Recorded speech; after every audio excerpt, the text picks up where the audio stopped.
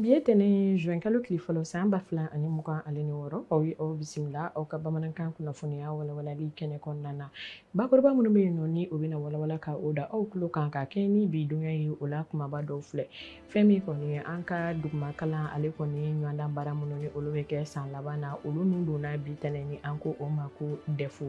an bɛna an da don kun ka kuma na ko walawala k'o da aw bɛɛ lajɛlen tulo kan o tɛmɛnen ko ka bɔ yen nɔ ka kɛ ni banbagacikɛla o nasiraw ye an ka finitigilakaw ye wulikajɔ belebele min ta ka o kɛ an bɛna an da don o la ko walawala k'o da aw tulo kan mun kɛra mɔptikaw olu fɛ yen nɔ ale ni fɛn min kɔni an ka kunba min walankata bɛ Bamakɔ ale ni Segu cɛsira la ni an ko o ma ko faya o yɔrɔ kofɔlen o la o tɛmɛnen ko ka bɔ yen nɔ ka bi kunnafoniya ani ka o kun cɛ o bɛ tali kɛ farikolo ɲɛnajɛ ko nasira fɛ an ka farikolo ɲɛnajɛ yɔrɔba min bɛ an ka Bamakɔ faba kɔnɔna na kɛrɛnkɛrɛnnenya la ACI kɔnɔ ni an ko o ma ko Palais des Sports Salamatu Mayiga o kɔni taara ni ka ɲɛda kura di a ma o kulubun kari la an bɛna an da don o kunkan kumaw na k'o walawala k'o da aw bɛɛ lajɛlen tulo kan ninnu de bɛ an bolokɔrɔ bi aw ye aw dan ka se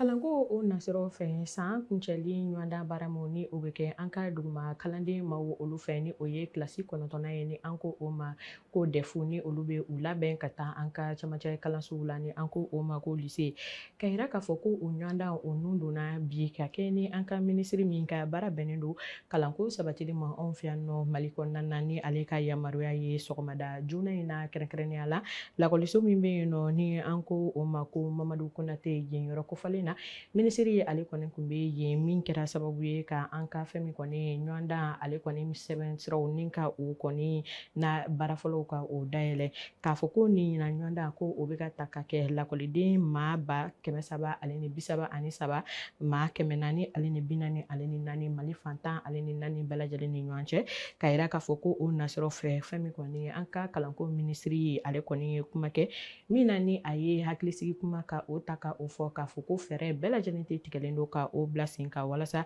ɲɔgɔndan min ni a bɛ ka ta ka a kɛ san labanw kɔnɔna na kalanko nasiraw olu fɛ ko a ɲɔgɔndan ninnu ko bɛɛ lajɛlen de bilalen don sen kan ka u kɛ a kɛcogo ɲuman na ka yira k'a fɔ ko o wagati kelen kɔnɔna na kɛrɛnkɛrɛnnenya la Bamakɔ ba numan bolo yan fan fɛ ni an ko o ma ko rive gauche ye o kalanko nasiraw sigilen don ka o kalifa musolaka min na ni o ye an ka directrice académie de la rive gauche ye ale kɔni ni ale kelen dɔrɔn ka yamaruya kɔnɔna na lakɔliden maa ba 39 ale ni 960 ale ni 1 o de bɛ ale ka bolo kan o nasiraw fɛ ni olu kɔni talen don ka u tila ɲɔgɔndan yɔrɔ ni an ko o ma ko centre o 100 ale ni 50 ɲana ni ko o ni ɲɔgɔn cɛ o nasiraw fɛ ka yira k'a fɔ ko ale kɔni ɲɛfɔli kɛ kɛrɛnkɛrɛnnenya la fɛn min kɔni ye yuruguyurugu baara min ni o bɛ ta ka o kɛ k'a fɔ ko lakɔlidenw ka se ka u yɛrɛ tanga o ma ka u ka ɲɔgɔndanw kɛ fɛn min kɔni jɛlenya ale ni tilennenya ale ni u ye mun faamu san kɔnɔna na u ka kalansiraw olu kɔni nasiraw fɛ o sɔrɔla o kunnafoniya na ko walawala k'o da aw bɛɛ lajɛlen tulo kan lakanako nasira fɛ ka kɛ ni an ka finitigilakaw ka kunnafoni di so ye kɛrɛnkɛrɛnnenya la ni o ye u ka ɲɛma ka kumalase ye ni o ye état major général ye ka yira k'a fɔ ko a ye ɲɛfɔli kɛ ka kɛ ni bi juin kalo tile fɔlɔ san 2026 ni a y'a yira k'a fɔ ko sibiri tɛmɛnen kɔni sufɛ yan fan fɛ ni o kun bɛ bɛn mɛ kalo tile 30 o donyaw olu ma ka yira k'a fɔ ko fɛn min kɔni wulikajɔ belebele ko o taara ka o kɛ an ka wolomasiri tabaw olu fɛ kɛrɛnkɛrɛnnenya la sanfɛ kɛlɛcɛw ale ni duguma kɛlɛcɛw ka tɛgɛdi ɲɔgɔnma o nasiraw olu fɛ fɛn min kɔni ye faya kɔnɔna o ye ni o ye kunkɔnɔba min walankata bɛ Bamakɔ ale ni Segu o ni ɲɔgɔn cɛ ka yira k'a fɔ ko u kɔni ye fɛn min kɔni ye banbagaci wale maaw ka jabala saba ɲɔgɔnna bɔɲɔgɔnko ko dankari kɛra yen yɔrɔ kofɔlen de la min taara ka o kɛ kasela ale ni zantigila o fanfɛla fɛ ka yira k'a fɔ ko o kɛra sababu ye ni banbagaci wale maa 60 ɲɔgɔnna bɔɲɔgɔnko ni dansigi kɛra olu la ale ni fɛn min kɔni u ka bolimafɛn sen filaw olu caman ka se fɛn min kɔni ye u b'u ka baara cɛjugu n'u ka waleya cɛjugu kɛ ni minɛn minnu ye ka caman minɛ olu bɛɛ lajɛlen na o kɔfɛ a y'a yira k'a fɔ ni ka kɛ ni karidenw ni o kun bɛ bɛn mɛ kalo tile 30 ale ni 1 san 2026 ale ni 6 o fɛnɛ dunya la ka yira k'a fɔ ko mɔptikaw olu fɛ yen nɔ kɛrɛnkɛrɛnnenya la Sofara mara la k'a fɔ ko fɛn min kɔni ye an ka finitigilakaw ye banbagaci wale maaw ni ka dasilida u ka yen yɔrɔ kofɔlen fɛnɛ na min kɛra sababu ye ka fɛn min kɔni dankari kɛ banbagaci wale maa caman na o sɔrɔla o kunnafoniya na ko walawala k'o da aw bɛɛ lajɛlen tulo kan o tɛmɛnen kɔ ka bɔ yen nɔ kɛrɛnkɛrɛnnenya la an ka minisiri ni o ye an ka minisiri ɲɛmaa ye général de division Abdoulaye Maiga ale kɔni ye a nin don baara la ni o kɛra an ka farikolo ɲɛnajɛ kɛ yɔrɔ min bɛ yen nɔ ni an ko o ma ko palais des sports Salamata ka yira k'a fɔ ko o kɔni inauguré la ka ɲɛda kura ni ka o ta ka o di a ma ka yira k'a fɔ ko o kulubu karili bunakun ka fɛn min kɔni ye baara caman o taara ka o kɛ nin yɔrɔ kofɔlen in na ni ka dɔ fara ale bonya kan ale ni ka fɛn min kɔni ye an ka farikolo ɲɛnajɛ sira min bɛ yen nɔ ni an ko o ma ko box VVIP k'a yira k'a fɔ ko o yɔrɔ o farala a kan ale ni vestiaire kɔni taara ka o kɛ fɛn min kɔni ye an ka jalatigɛbaw ye ni o ye arbitre ye fo ka taa se fɛn min kɔni ye lumière ko o yelen ko o ta fanfɛla fɛ ka yira k'a fɔ ko minɛnba caman o kɔni taara ka o kɛ fo ka taa se climatisation olu bɛɛ lajɛlen taara ka o kɛ kurakuraw olu ye ka yira k'a fɔ ko nin kulubon karili bunakun ka fɛn min kɔni ye baaraba o taara ka o kɛ a kɔnɔna na ni o ye ɲɔgɔndan belebele kɛrɛnkɛrɛnnenya la farafinna jamanaw olu ni ɲɔgɔn cɛ ni an ko o ma ko championnat d'Afrique de taekwondo ka yira k'a fɔ ko o kɔni baaraw taara ka o kɛ an ka furancɛla fanga ɲɛmaa général ye Asimi Goita ni ale ka yamaruya julenw olu ye ka yira k'a fɔ ko fɛn min kɔni ye nin compétition ye ni o ye nin ɲɔgɔndan ye ale kɔni kɛnɛ kan an ka minisiri min ka baara bɛnnen don farikolo ɲɛnajɛ ko ma ale ni sifinw ka ko ɲɛnabɔli bunakun kan ni o ye Abdulu Kasima Ibrahim Fɔnba ye ale kun bɛ kɛnɛ kɔnɔna na fo ka taa se an ka minisiri min ka baara bɛnnen don sirabakanko ɲɛnabɔli bunakun kan ale ni tagani ka segin baaraw ni o ye madamu Madina Sisoko ye ka yira k'a fɔ ko o kɛra sababu ye ka Bamako ni ka ale lasegin fɛn min kɔni ye farafinna ni a fabaw ta k'u lajɛ farikolo ɲɛnajɛ ale fanga bonyalen don yɔrɔ kofɔlen min na ka Bamako bila o minɛn kɔnɔna na o sɔrɔla o kunnafoniya na k'o walawala k'o da aw bɛɛ lajɛlen tulo kan.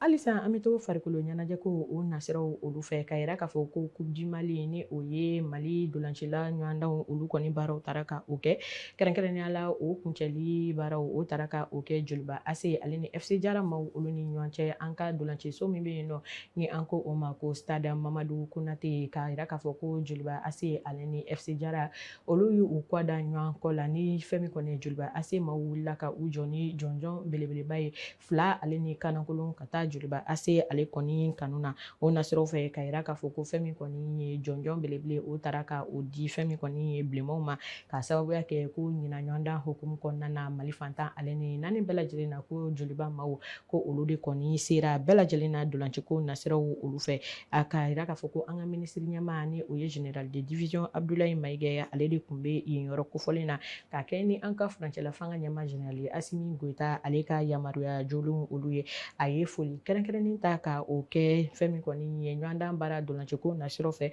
o taara ka o kɛ togoya min na ka tila ka weleweleda kɛ jamana kɔnɔdenw ye fara ɲɔgɔn kali la ka yira k'a fɔ ko an ka bɛn kelen ma walasa jamana in ale bɛ se ka sabati ni ka taa ɲɛ cogoya min na o sɔrɔla o kunnafoniya na ko walawala k'o da aw bɛɛ lajɛlen tulo kan.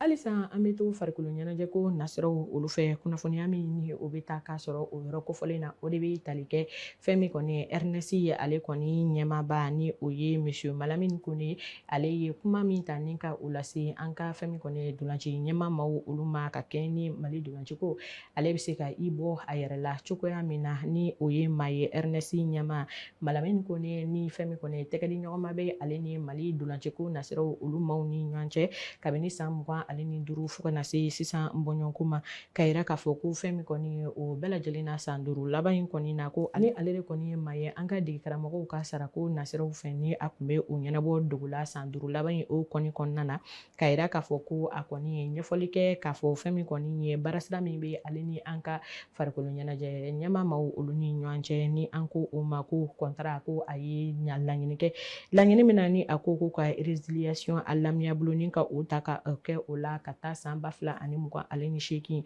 o nasiraw olu fɛ o ɲɛsira fɛ ka yira k'a fɔ Malamine Kone ale ka lasiw la a ye a yira k'a fɔ ko ale ye nin hakilina ni ka o ta walasa ka fɛn min kɔni ye sirajan ka o di an ka fédération malienne maaw ma u ka se ka baaraw ni ka olu ta ka o bila sen kan Mali kɔni fɛn min kɔni farikolo ɲɛnajɛ ko nasiraw fɛ a dolanciko nasiraw fɛ baara ɲɛnamaw olu bɛ se ka ta ka o kɛ cogoya min na dolanciko nasiraw olu fɛ ka o ko ni ka olu bila sen kan ani a ye a ka dɛmɛ ka o ta ka ka o ɲɛsin an ka fɛn min kɔni ye samatasɛgɛw olu ma ka yira k'a fɔ ko Mali in de bɛ a bɛɛ lajɛlen sanfɛ ko Mali in de kama ko fɛn bɛɛ lajɛlen bɛ se ka yakubaya cogoya min na o sɔrɔla o kunnafoniya na ko walawala k'o da aw bɛɛ lajɛlen tulo kan ni min dasigi kɛ aw ka kunnafoniyaw la bi Tam Tam TV jabaranin sanfɛ ka aw sɔgɔlen to an na kunnafoniya ko nasiraw fɛ aw tɛ fɔ aw jigi kɔ an b'a fɔ ko ka kɛɲɛ ni fɛn min kɔni ye ɲɔgɔndan min ni o nun donna kalanko nasiraw fɛ bi ka dugawu jolen kɛ ko Ala ka ɲɔgɔndan in a timɛko ɲuman ka o di anw bɛɛ lajɛlen ma an b'a fɔ ko aw k'an bɛɛ wasalamu